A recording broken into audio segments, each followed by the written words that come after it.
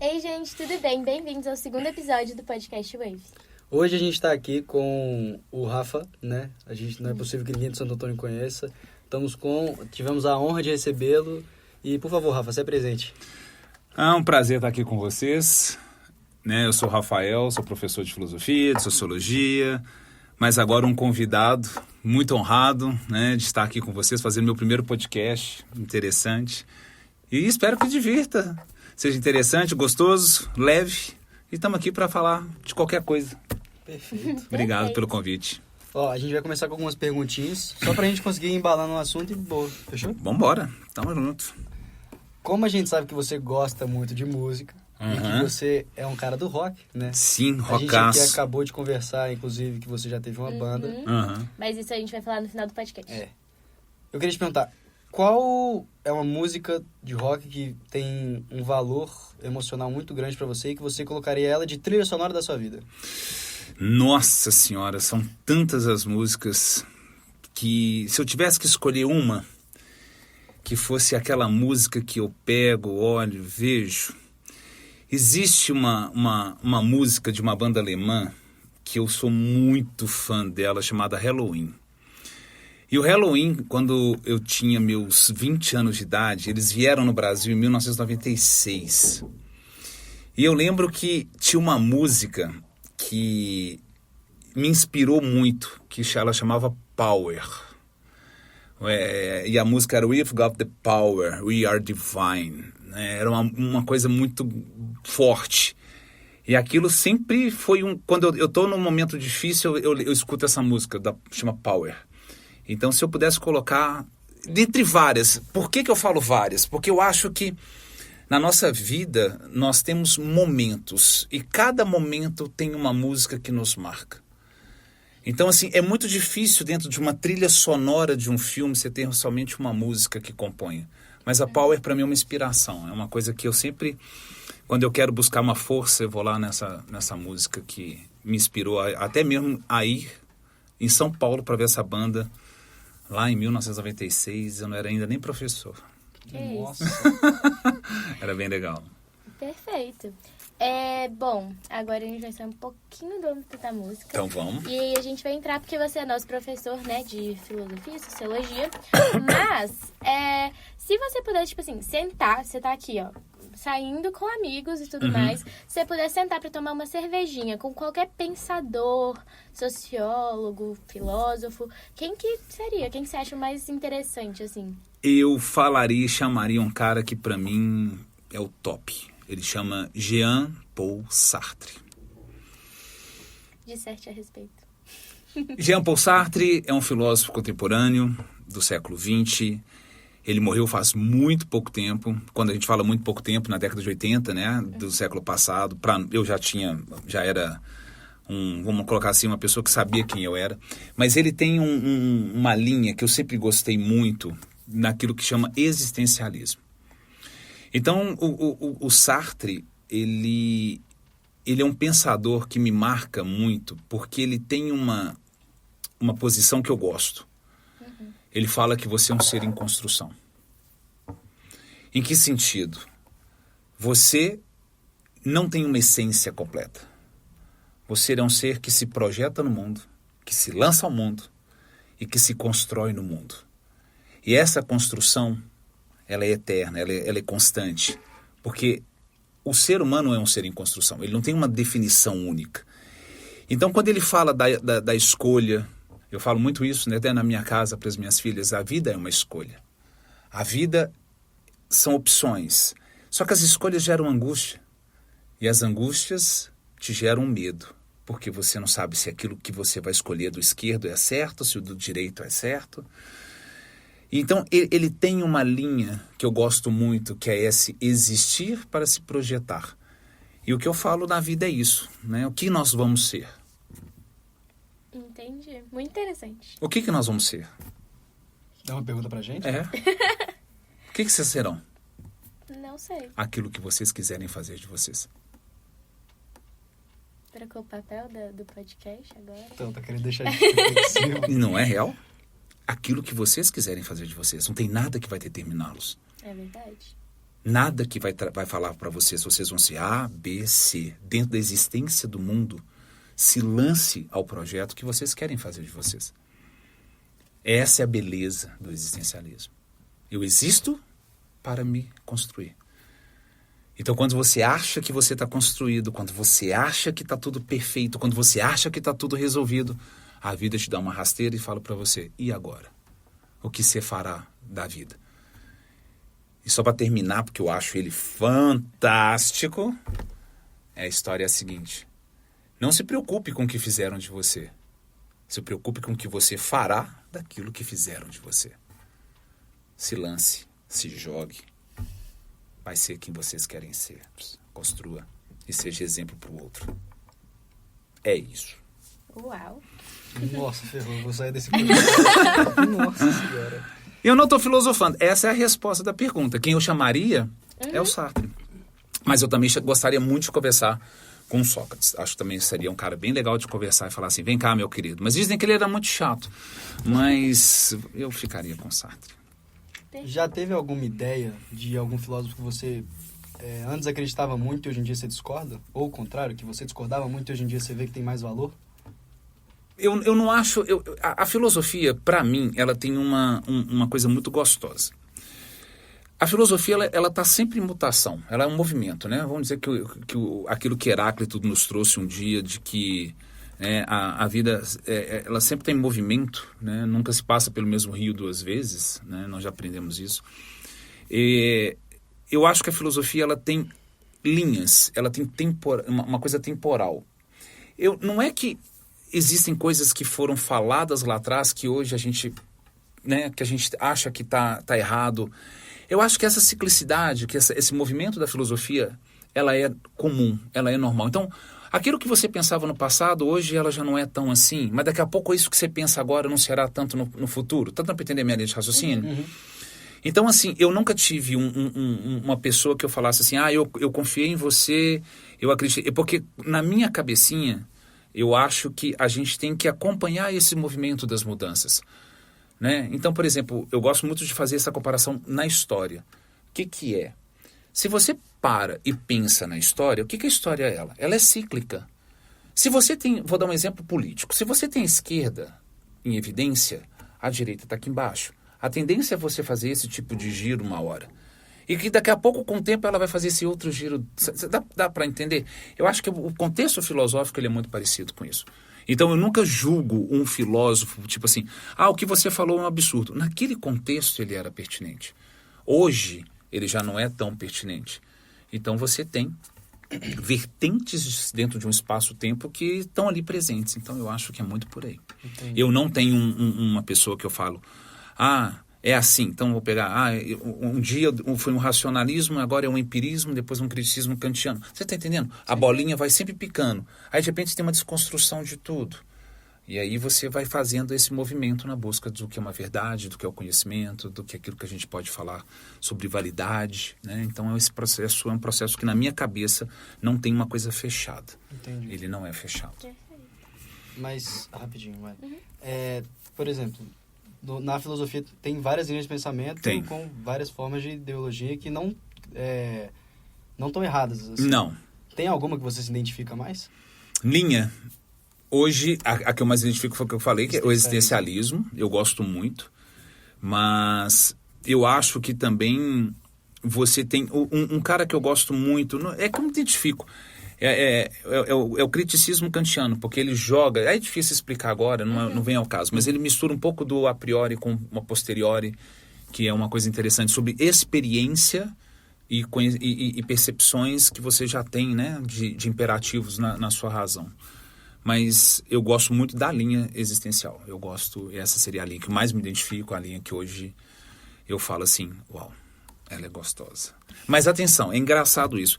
Mesmo sendo um existencialista e gostar do Sartre, eu ainda tenho o meu lado pessoal. Ele entra um pouquinho, né, dentro dessa questão.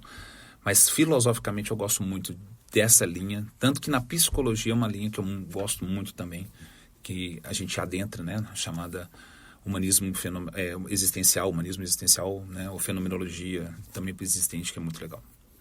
Entendi. Legal. Interessante.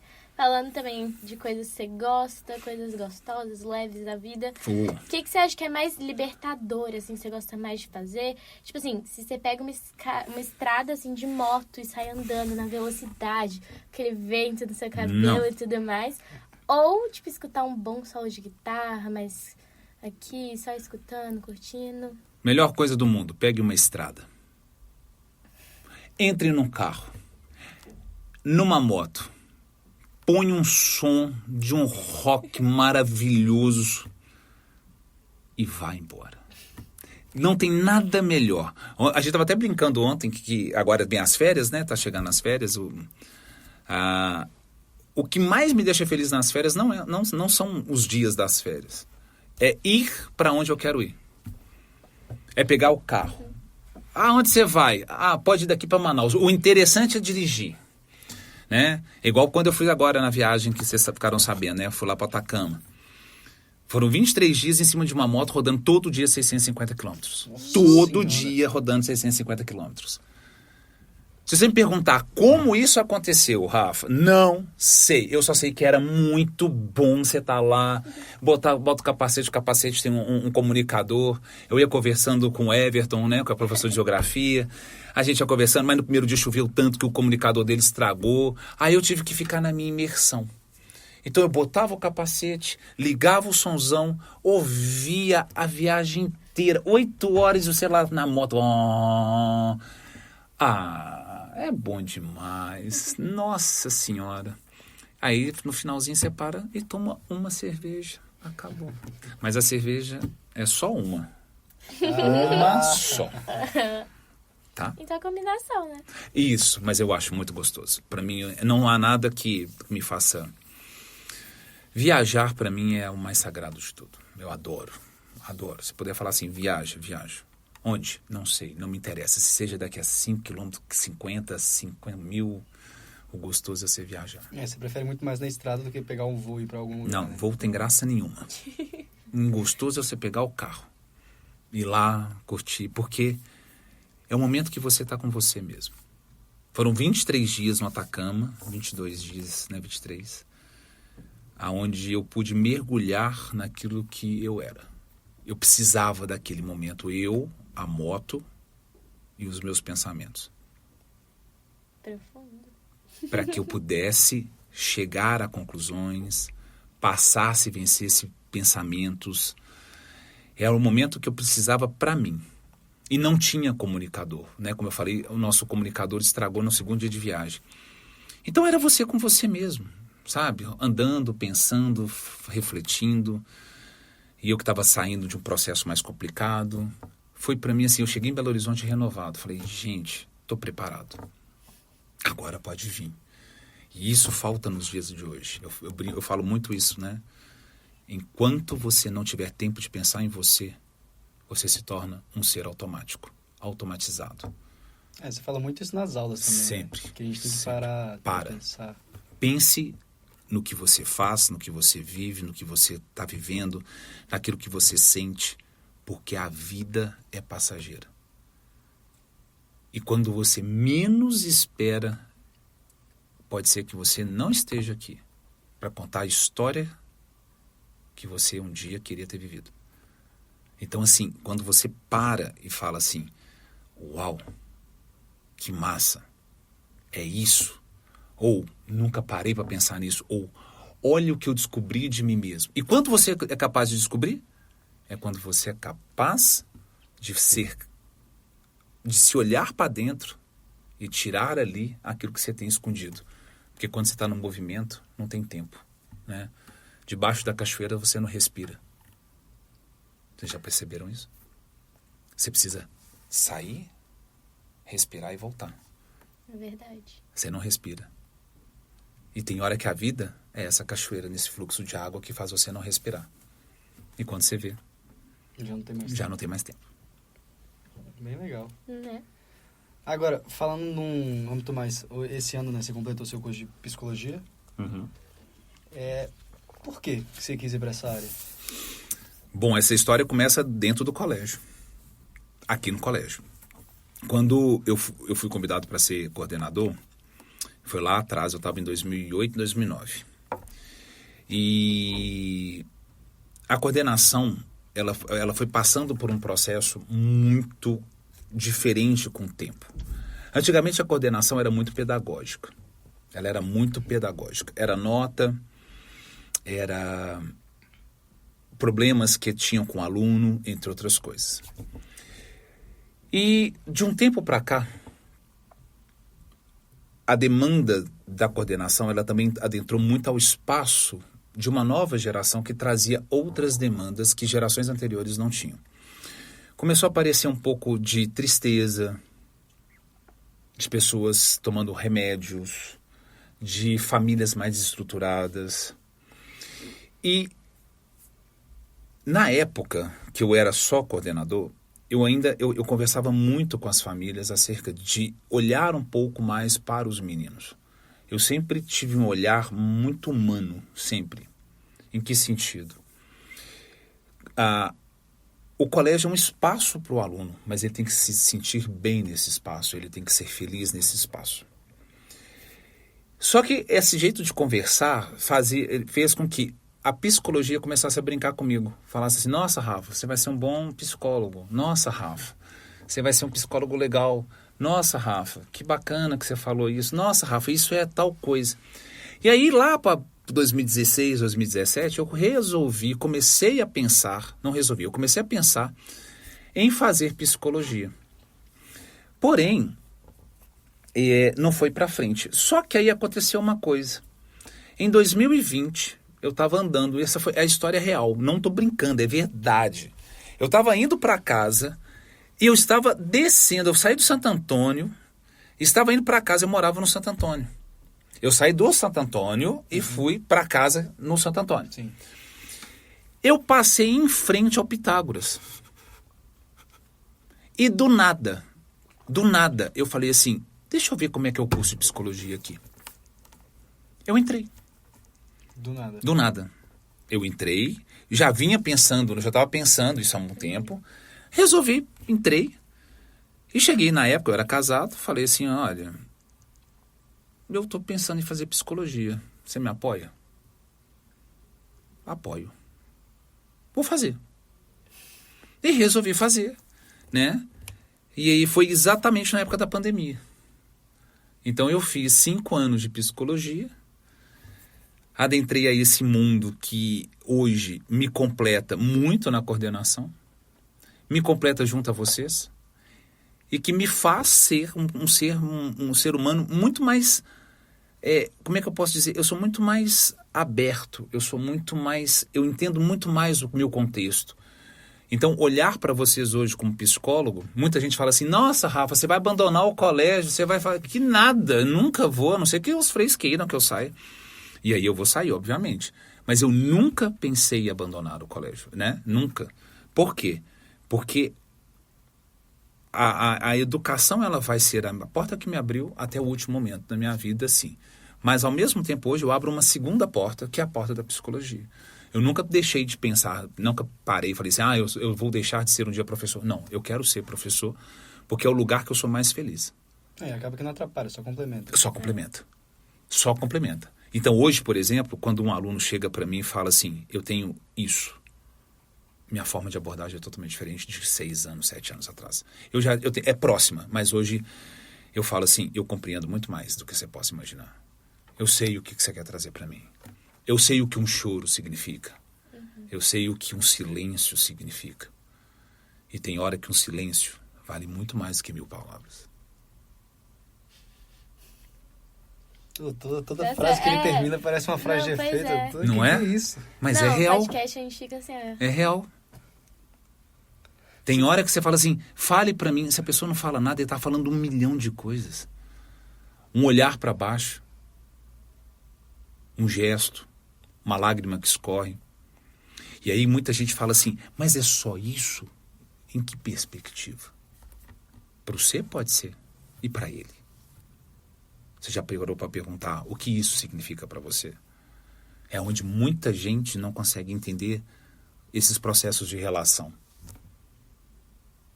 Então, quando um namorado chega pro outro e fala assim, mas isso me incomoda. Ah, mas é só isso? Como assim? Aí você vai falar assim, mas você não tá vendo o outro lado. O que ele quer dizer com aquilo? O que aquilo significa? Aí quando você vai ver um processo lá atrás que aconteceu, que marcou, que hoje você não sabe nem que tá lá enraizado em você. E de repente, sem querer, você é aquilo que, né? Você, sem perceber, tá refletindo aquilo, né? Que você foi um dia. Pô, meu pai é bravo pra caramba. Mas como é que foi, por exemplo, a relação dele com a mãe?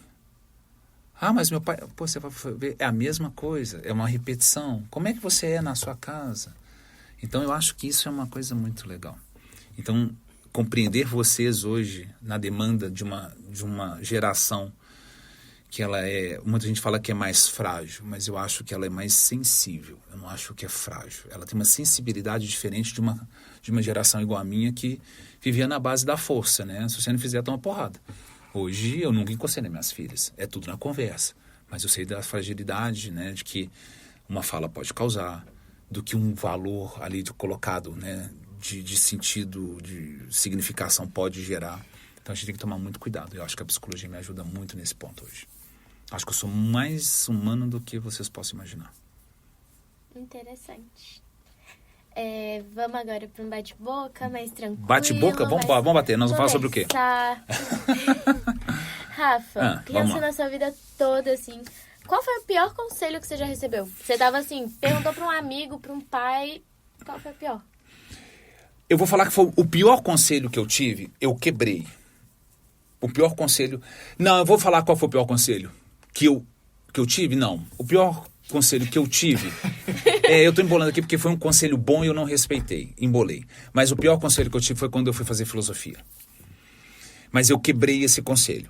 Por quê? Quando eu resolvi fazer filosofia, não havia filosofia no Brasil. Cara, eu fiz uma jogada muito louca, sabe? Uma coisa meio fora, meio out. Então, lá em 94... eu cheguei pro meu pai e pra minha mãe e falei, olha, eu vou fazer filosofia. Meu pai falou, você não vai fazer filosofia, você vai morrer de fome. E ia morrer de fome. Não tinha, só tinha um colégio em Belo Horizonte que tinha filosofia, que era um tal colégio Santo Antônio. No segundo ano, 6 aulas. E acabou. Aí ele falou assim, eu acho que você deve fazer educação física, Rafa. Eu acho que você deve fazer educação física, Rafa. Você nada bem, você joga, né, vôlei bem, você joga basquete, né? Ainda não andava de bicicleta naquela época, do jeito que eu andei. Aí eu falei, tá. E eu fui lá e fiz a inscrição para quê? Para educação física. Fiz para educação física. Esse foi o pior conselho que eu tive. Mas eu consertei esse conselho um dia depois. Eu não dormi à noite. Eu não consegui dormir. Foi a única noite, foram 2 noites que eu não dormi. Foi essa noite que eu não dormi. Foi quando... Era como se alguma coisa dentro de mim falasse, você tem que fazer filosofia, você tem que fazer filosofia, você tem que fazer filosofia, você vai ter que fazer filosofia. E no outro dia eu escondido fui lá, eu trabalhava como office boy, eu tinha tomado bomba no primeiro ano, minha mãe me botou de castigo e falou pra mim assim, você vai pagar tudo que eu investi em você, em educação, vestuário e alimentação. O valor tá aqui na tua mão, você vai trabalhar carregando caixa. E ela cumpriu a palavra dela. Aí eu fui lá, eu trabalhava nessa empresa, eu cheguei para a Lúcia e falei, Lúcia, você pode emprestar R$35, era a inscrição da Federal na época. Eu ganhava R$75. Aí ela chegou e falou assim, esse é meu dinheiro. Eu falei assim, sem problema. Aí eu cheguei, fui calado, sem minha mãe e meu pai, não tinham ciência de nada. Fiz o banco, cheguei no negócio que eu tinha feito, falei assim, se eu fizer uma inscrição agora, qual que entra? A última. Eu falei assim, beleza, quero fazer filosofia. Paguei, registrei. Cheguei em casa, estava todo mundo jantando. Eu peguei um pedacinho de papel. Um pedacinho de papel. Isso aqui é um chocolate, tá, gente? Acho que é um papel. Aí eu fiz o quê? Cheguei na mesa, botei na mesa e falei assim, pai, mãe, vocês já me deram muitos conselhos na vida. Esse eu não vou escutar. Uou. Agora eu vou fazer o que eu quero fazer. Eu vou fazer filosofia. E saí, fui lá pra dentro. Quando eu voltei, os dois estavam assim, ó. Meu pai assim. Tava com a cara. Aí ele me falou uma coisa que eu não achei legal, mas tudo bem, relevo. E eu só falei pra ele assim, eu vou fazer. Foi o primeiro conselho que eu ganhei, que eu achei que não seria legal. Eu fiz seguindo esse conselho. E hoje eu tenho 1000% de certeza que eu fiz a coisa certa. E foi muito bom não ter seguido esse conselho. Mais uma vez, o conselho que eu dupliquei, que eu achei que poderia ser, foi um dia que minha mãe falou assim: não vá nesse lugar, meu filho, você não está preparado. Eu estou preparado. Voltei deprimido. Fiquei 3 meses em depressão. Nossa. E ela falou: não vá, que você não está preparado. E achei que eu estava foda demais, fera demais, poderoso demais. Voltei mansinho. Mas por isso que eu confundi, mas esse foi o pior conselho que eu ganhei. Que bom que eu não segui. Pois é. E hoje eu estou aqui. Exatamente, não estaria aqui hoje. Estou muito feliz de ter feito esse caminho. Nós também. Ô, Rafa, você estudou no Santo Antônio, né? Eu não estudei no Santo Antônio. Você não chegou a estudar no Santo Antônio? Não. Estudei no Marista Dom Silvério e no Cefet. Depois eu fui para o Estadual Central. Qual dessas escolas que mais te marcou? A que mais me marcou foi o Estadual Central. Que foi qual? Foi a última. Eu estudei... Não, a história foi a seguinte. Eu estudei durante muito tempo, da Vila Marista até a 8ª série, que é a 9ª de vocês. Eu fiz no Marista. No Marista eu era feliz? Não era muito feliz. E não era feliz por quê? Porque o público na época do Marista era muito elitizado. E eu não era elitizado. Eu morava, para vocês terem uma ideia, no Santa Efigênia, que era na Zona Leste. Eu era um dos poucos que não estudava. Naquela época é bem diferente, tá, gente? Hoje é uma coisa mais aberta, hoje é uma coisa mais ampla. Eu não gostava do Marista, mas eu levei o Marista. Aí eu fui pro Cefet. No Cefet eu fui fazer mecânica. Aí que tá o problema da bomba. Eu não assisti aula. Eu não gostava de... Eu não tinha aquilo. Eu não gostava de mecânica. Sabe? Todo mundo lá pegava a peça de torno, cheio de óleo, aquela coisa, voava lasca, óculos, capacete. Minha mão ficava suja de óleo. Em vez de todo mundo comemorar a peça, eu olhava pra minha unha, olhava pra minha mão e falava: que droga, tá cheio de óleo. Sabe? Eu detestava aquilo, não tinha nada de bacana. E aí eu não gostei de Cefet e pedi pro meu pai me tirar. Só que aí que entra o problema. Eu fui um aluno muito complicado. Em que sentido? Eu não gostava de estudar. Para ser sincero, eu nunca gostei de estudar. Mesmo hoje eu sendo o que eu sou. E hoje você tem que estar sempre estudando, né? Hoje eu nunca parei de estudar. Eu sou o cara que não gosta de estudar, mas estou sempre estudando. E, né, entre estudar, pegar um livro para ler, eu prefiro pegar minha bicicleta para dar uma volta. Prefiro sair com os meus amigos, ouvir música, tocar minha guitarra. Eu não sou um cara intelectualizado, né? Aquele cara que gosta. Então, o que aconteceu? No Cefet, eu tive esse problema. Eu não gostava do Cefet. Eu ia para fora, eu ficava fora de sala, tocando violão, cantando coisa, fazendo bagunça, no bom sentido. Quando eu tomo bomba, eu peço pro meu pai me tirar do Cefet. E ele fala assim: não. Por que ele não queria que eu saísse do Cefet? Porque o Cefet não pagava. Então eu via que o papai ia me forçar a ficar no Cefet até o final do meu curso. Mas eu ia tomar outra bomba. Por quê? Eu não gostava. Desculpa, eu sei que eu estou falando dentro de um colégio, por isso que eu falo, não estar no lugar que você não gosta é uma coisa complicada.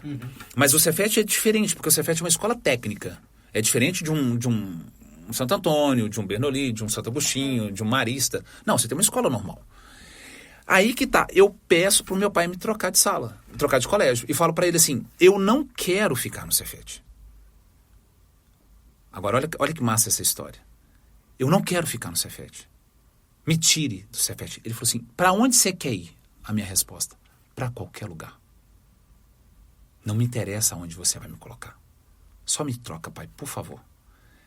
E aí eu vou cair num lugar que eu nunca pensei em estar, que é o Estadual Central. No Estadual Central, aí adivinha o que aconteceu? Eu me encontrei. Ali eu tinha pessoas que eu queria estar com elas, amigos que eram muito legais. Eu descobri que a amizade não se fazia no bairro que você morava. Eu saí de um dos mais... Não era pobre, mas de uma condição mais difícil, dentro do Marista, para o top de linha do quê? Agora olha que bacana. O top de linha no Estadual Central. Eu morava num bairro massa.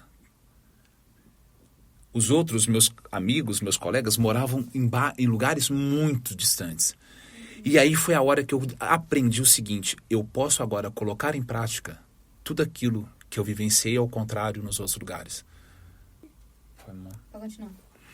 Se eu, então, aprendi com a dor nos outros lugares, eu vou levar alegria para essas pessoas. Você vai fazer o contrário. Eu vou fazer o contrário. Então, eu tinha carro. Eu ia no 2º ano e no 3º ano de carro para o colégio. Que é isso? Eu tinha um carro. Meu pai me deu um carro. Que carrinho que era? Era um Uno. Era um Unozinho, que na época era um carrinho bacana pra caramba. E por que ele me dava um Uno? Porque eu voltava pra casa para eu pegar serviço, porque eu nunca deixei de trabalhar, porque eu estava pagando minha mãe. Sim. Então, o carro não era por luxo. O carro era Pra para trabalhar. Eu voltava para casa, comia, descia a rua e ia trabalhar de 1h30 às 6h30. Só que naquele contexto eu descobri tudo que hoje sou. Então, eu gostei da filosofia, eu gostei de ajudar as pessoas, eu entendi que os seres humanos eram muito mais do que só ter, e eram ser. Encontrei pessoas muito legais, pessoas que me trouxeram uma bagagem de conhecimento que eu nunca tinha tido, de entender o que era uma pessoa que morava no Serra Verde. Hoje, para mim, é mais fácil, né? Mas naquela época era diferente. Que morava no Serrano, que hoje é do lado aqui. Eu passo todo dia na porta, mas isso naquela época era difícil pra caramba. Que morava lá na Abílio Machado, que morava lá no bairro das Indústrias, em Betim. E de repente eu olhava e falava assim: cara, no que eu posso ajudar vocês? Lá você tinha filosofia? Foi lá que eu aprendi a filosofia. Mas você tinha aula Tinha, mesmo? foi no 3º ano. Foi o dia que eu tive no 3º ano a filosofia. Apaixonei pela filosofia. Meu professor depois, né, ele era um cara... Ele foi meu professor e depois foi meu colega de trabalho, porque eu levei ele para dar aula no pré-vestibular Soma comigo. Só que ele não deu certo. Aí eu fiquei, né, tentei levá-lo para lá, não deu certo. Mas foi muito legal. Foi um momento que eu acho que trouxe para mim uma bagagem que hoje eu sou. Eu sou muito esse Rafa de hoje não julgar pessoas pela aparência. Pelo que você aprendeu. Pelo que eu aprendi. Porque eu via isso no Dom Silvério, no Marista. Marista para mim foi muito difícil. Você não andava com qualquer pessoa. Você não ia em festas específicas. Aí era a hora de você dar uma festa específica e chamar todos os seus amigos que nunca tinham ido numa festa. Mas tinha que ser muito político. E você era uma criança, era um adolescente. Era um adolescente. E aí eu comecei a fazer isso com os meus amigos. Então, por exemplo, show... Nunca vou esquecer, 92? Foi 92. Show do Skank. Skank, Patufu, Barão Vermelho e Paralamas do Sucesso. Mineirinho. Eu botei 10 pessoas no Uninho. Eu paguei o ingresso para todos eles. Paguei ingresso para todos eles. Vocês vão ser meus convidados. Todo mundo foi de Uno. Uno arriava as perninhas, mas todo mundo foi, sabe? Aí lá eles fizeram, né? Eles brincavam, depois ficaram assim. Por quê? Era a forma de eu trazer aquilo que eu nunca tinha vivido. Mas na época não era tão caro as coisas, tá? Então não era assim, ser rico. Não, é porque eu trabalhava. Então um salário dava para comprar um ingresso para todo mundo. Então aquilo para mim era prazeroso. Então foi onde o Rafa apareceu. Que bom, hein? Com certeza deve ter alguma memória que você tem de lá, então. É só coisa boa. Só coisa boa. Tem alguma coisa que te faz pensar? Quando você pensa, você traz um sentimento de alegria? Aonde? Você ri, assim, de você, da vida. Da vida. Eu hoje vivencio isso. Acho que o momento mais de alegria é quando você está em paz com você mesmo. Esteja em paz com você. Se você está em paz com você, é o momento de maior alegria que você pode ter. Como diriam os estoicos, busque a paz. A paz interna. É bom demais. Bom, Rafa, sua vida e tudo mais, vamos falar um pouquinho de hoje em dia. Uma coisa, você tem 2 filhas, Duas né? filhotas. As 2 estão estudando aqui, não tá? Sim, uma na 9ª, outra na 8ª. Isso, perfeito. Os pais falam muito, tipo assim, os meus filhos me ensinam muita coisa. Minha mãe sempre fala isso, que todo dia ela aprende coisa diferente. Sim. Uma coisa, tipo assim, marcante mesmo, que suas filhas te ensinaram, que tipo assim, se você tivesse pegado um livro pra ler, você não ia aprender tanto que nem você aprendeu com suas filhas. Ai, essa pergunta é pancada. Essa pergunta vai lá no momento que eu só fui entender agora. Quando eu tinha uma estrutura de família, né, que eu era casado, entre outras coisas, eu sempre acho que eu fui um pai bacana, um pai legal. Porém, elas sempre me falavam uma coisa que eu não compreendia. O que elas falavam? Elas sentiam a ausência de um pai presente. O que é isso? É um pai que estava lá, mas havia alguma coisa que não estava lá. Bom, aí as coisas acontecem na minha vida, né? Eu vou morar separado. E aí eu começo a ter essa noção. Então, quando as meninas chegaram um dia para mim e falaram assim: papai, você mudou muito. Eu cheguei um dia a fazer terapia. Isso aí não é tão difícil, não. Aí você fica do lado. Repete só a partir do momento. Eu falei, uou, foi aí que parou. Qual que foi? Ah, tá. Aí foi quando eu acordei e... Uou! Né? Que aí que eu acordei, que a gente tem que estar presente, não só de corpo, mas estar presente da forma mais pura possível. Eu acho que esse foi o maior aprendizado que eu trouxe, que nenhum livro vai me ensinar, sabe? E foi das minhas filhas, do que hoje elas falam, do que hoje a gente vivencia. Eu falo que hoje eu estou pleno com as minhas pequenas, né? Eu chamo elas de pequenas, né? Eu não vou falar o apelido delas não, porque senão elas vão me matar. Vão matar mesmo. Mas eu chamo elas de uma forma específica, né? Mas assim, foi o maior aprendizado que eu pude ter delas, quando elas chegaram e falaram um dia, puxa, principalmente da minha mais novinha, porque a novinha ela é mais rasgada, ela é mais direta, né? Ela falou assim, você mudou muito, papai. Mudou muito. Então esse foi o maior aprendizado que nenhum livro vai me ensinar. Que hoje eu falo, não abro mão disso nunca mais na minha vida. Se eu tiver que direcionar uma força, o meu ser, né, a minha plenitude vai ser para as minhas filhas e elas estão no coração e tem que ser assim.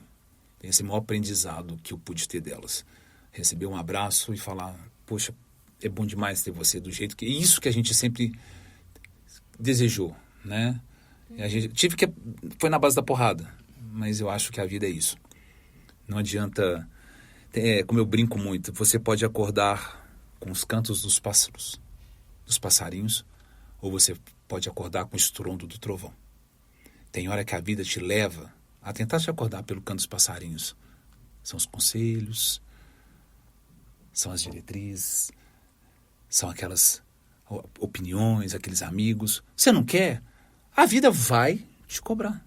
Aí vem o estrondo do trovão. Bum! Aí você acorda. Você fala assim, pá, nossa, mas que bom que eu acordei. Ainda há tempo. Né? E eu acho que eu estou resgatando isso de uma forma muito gostosa.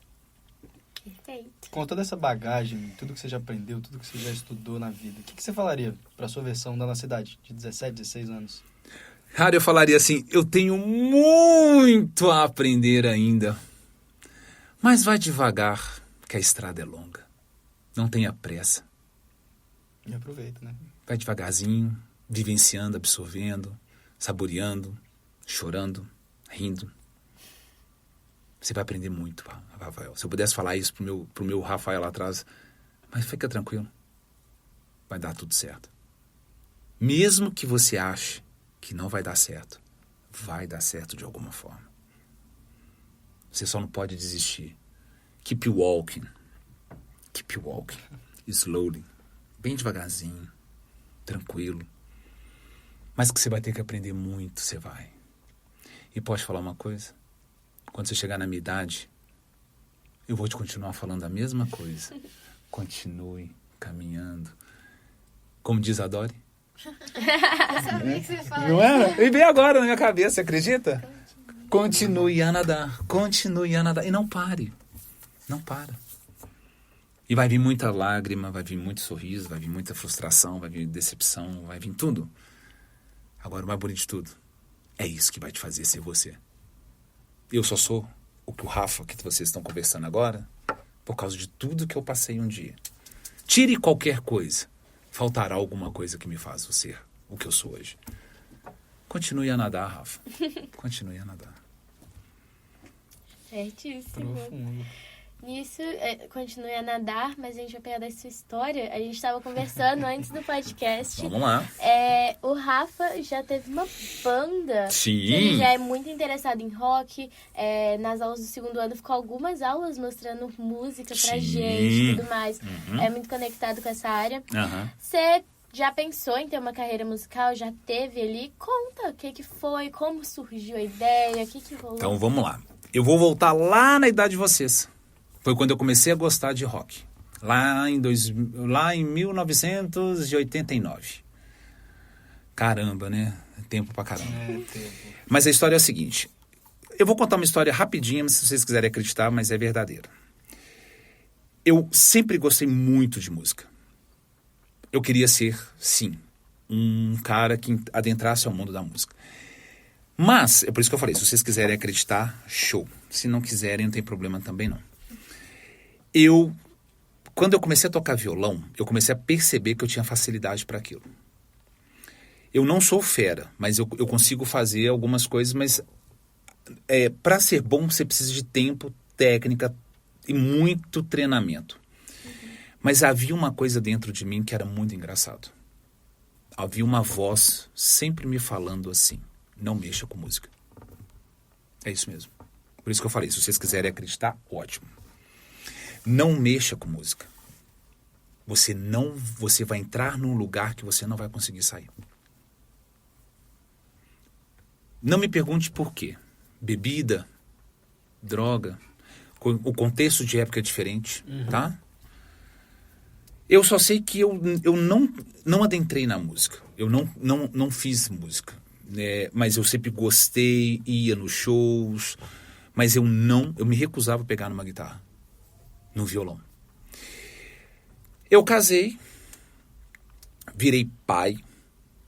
Quando eu virei pai, alguma coisa chegou para mim e falou assim, agora você pode brincar no seu mundo. Agora você está preparado para fazer o que você quiser. Você é maduro o suficiente. E foi aí que eu conheci uma banda inglesa chamada Muse. Muse, que escreve M-U-S-E, Muse. E eu ouvi uma música chamada Uprising. E quando eu ouvi a música chamada Uprising, na época eu não tinha filha, era mais tranquilo, eu falei assim, vou comprar um baixo, vou comprar um amplificador, vou aprender a tocar essa porqueira. E foi no outro dia, eu fui lá, comprei um baixo, né, o amplificador e comecei a tocar. Só que teve um problema.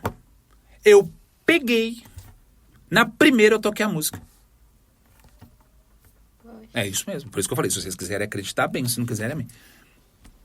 Eu chamei na época minha esposa, falei assim, vem cá, dá uma olhada nisso aqui. Ela falou assim, de onde você tirou isso?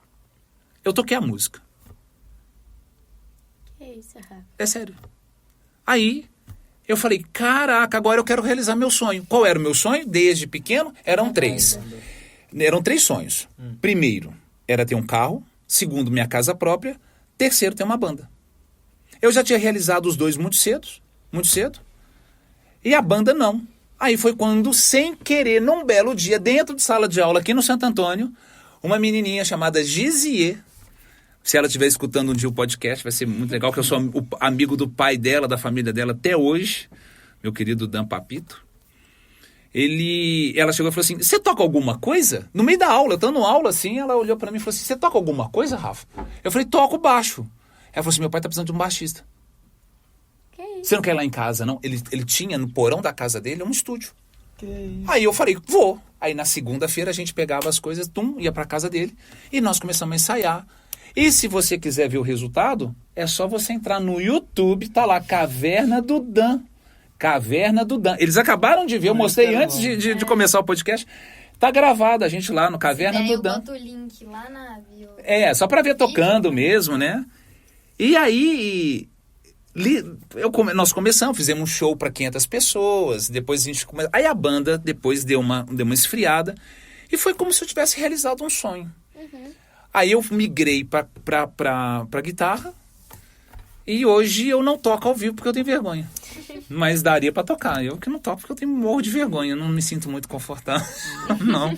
Acho mais fácil falar. Acho mais fácil dar aula. Acho mais fácil fazer clínica. Não, toca no show de talentos aí. Eu não Pois dou é. conta. Você tem que enfrentar seus medos, conta. cara. Não quero não. Deixa esses meus medos quietinhos. Mas daria pra fazer uma importante banda. enfrentar os medos, hein, Daria Rafa? pra fazer. Mas aí hoje eu toco mais guitarra. Então hoje, por exemplo, eu toco violão, assim, né? Quando eu quero. Aí de vez em quando eu mando um vídeo pra alguém, né? Aí é fácil. Hoje eu tenho uma facilidade de tirar música muito fácil. Então, assim, tira essa música pra mim. Eu vou lá, rapidinho, Tranquilamente. e toca fácil. Mas hoje é hobby. Hoje eu não tenho essa vontade de ter mais, como é que fala? Uma banda, não. Hoje eu tô mais focado em outras coisas. Que eu também ainda não sei, não. Tem que achar outras coisas pra fazer. Tô parado. Mas tô com um novo projeto aí, vamos ver. Quem sabe eu vou pro Monte Everest breve. Uau! Que isso? Esse é o novo projeto. Chegar até o Camp 2. Não quero subir até lá em cima não, que eu morro. Minhas filhas também não deixam, não. E vai complicar a situação.